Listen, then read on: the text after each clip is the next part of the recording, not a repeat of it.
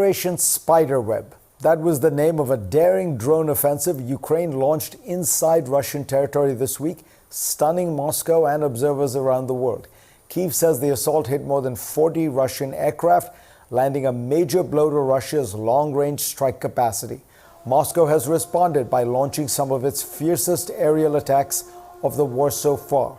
Joining me now is the former NATO Supreme Commander, retired Admiral James Stavridis. He's currently a partner at the Carlyle Group, a global investment firm, and also advises or serves on the board of a handful of defense-related companies. He has a new book out called The Admiral's Bookshelf. And as you can see from the study behind him, he is an avid reader. Jim, give us a sense first of just what was your first reaction when you heard about this? Is it as stunning as it sounds? It is stunning, but not definitive. What I mean by that is some observers, Fareed, have kind of compared it to Pearl Harbor, this pivotal moment that changes global geopolitics. It's not a Pearl Harbor. It is a very clever operation. It did three big things. Number one, it's an example of how penetrated Russia is by Ukraine. The trade craft here, you can only compare it to the Israeli beeper operation of some months ago. Number two, it takes away a fundamental Russian warfighting advantage. Russia always feels our country is so big, the strategic distances cannot be overcome. Think Hitler trying to invade, Napoleon failing. In this case, these targets were struck 3,000 miles from Ukraine. Quite remarkable. And number three, it just continues to show to Russia the determination of the Ukrainians alongside this creativity. You know, I'm Greek American. It feels like Trojan horse kind of moment more than anything else. And yeah, that is true with those canisters popping open and the drones popping open, much like the soldiers jumping out of the Trojan horse.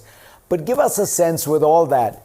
What does the battlefield look like today? It still seems like we're at a kind of deadlock. I don't know a very bloody deadlock, but a deadlock. I think we are. And to me, as a military officer, a former Supreme Allied Commander, what's ironic is that on the one hand, you see the most advanced kind of military technologies deployed. Think Starship Troopers, the novel by Robert Heinlein about the future of war. But at the same time, it's World War I. It's the Battle of Verdun. It's artillery, trenches, tanks, bloody hand-to-hand combat. It's the whole spectrum of warfare, and it does feel stalemated to me. And does that mean, when you look forward, that this is going to just grind along? Is there anything that could change it? I mean, there's been a lot of hope that Donald Trump is finally realizing that the problem is Vladimir Putin. If you were to advise him, what could you do to put pressure on the Russians at this point?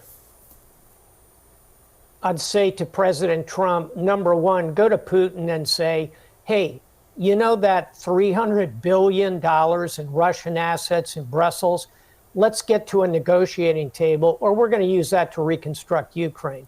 Number two, you could say to Vladimir Putin, hey, I really don't want to do this, but I will give even more advanced long-range missiles, more intelligence. I'll load up the Ukrainians.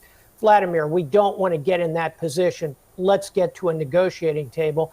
And number three, if I were advising President Trump, I'd say, you know, Vladimir, there's a bill in the Senate right now. I think about 80 senators support it. It would put secondary sanctions on any nation that does business with you, to include China and India. That would crack the Russian economy. I think if President Putin were to hear that from his, quote, friend, unquote, Donald Trump, it might encourage him to get to the negotiating table. Let's hope so. And you think that when you look at Russia's position strategically, I mean, it is 10 times bigger economically than Ukraine. It's 4 times bigger in population, but it's under a lot of stress, right? Indeed it is. And let's put it this way. Putin's hand of cards is actually not that great.